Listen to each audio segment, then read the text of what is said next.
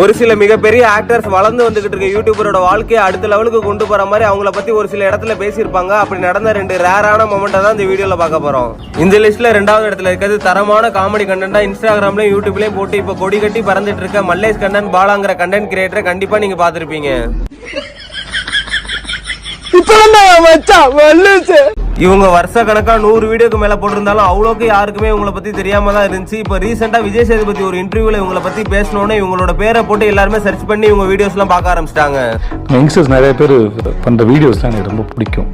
மல்லேஷ் கண்ணன் ஒரு பையன் அவங்கள அந்த லைஃப்ல இருந்து எடுத்து பண்ணுவாங்க. இந்த லிஸ்ட்ல நம்பர் 1ல இருக்கிறது மியூசிக் கம்போஸ் பண்றப்போ நடக்கக்கூடிய ஃபன்னான விஷயம் எல்லாம் எடுத்து கண்டென்ட்டா மேக் பண்ணி வீடியோஸ் போட்டு எல்லாத்தையுமே சிரிக்க வைக்கிற விக்கல்ஸ்ங்கிற யூடியூப் சேனல்ல கண்டிப்பா நீங்க பாத்துருக்க வாய்ப்பு இருக்கு. இவங்களோட வீடியோஸ் எல்லாம் ஸ்டார்டிங்ல இருந்தே பயங்கரமான வியூஸ் போகும். இருந்தாலும் இவங்களை பத்தி நிறைய பேருக்கு தெரியாம தான் இருந்துச்சு. வாரிஸ் ஆடியோ லான்ச்ல தளபதியே இவங்களை பத்தி ஒரு சில விஷயம் எல்லாம் பேசுவாரு. அப்படி பேசினதுக்கு அப்புறம் இவங்களோட நேம் ரொம்பவே ஃபேமஸ் ஆயிருச்சு. அப்படி என்ன பேசினாரு சொல்லிட்டு நீங்களே பாருங்க. நான் ஒரு மீம் ஒன்று பார்த்தேன், ரொம்ப என்ஜாய் பண்ணேன். அது ஆக்சுவலா அது மாதிரி தான் நடந்தது. நான் பாடிட்டு நான் வீட்டுக்கு போயிட்டேன்.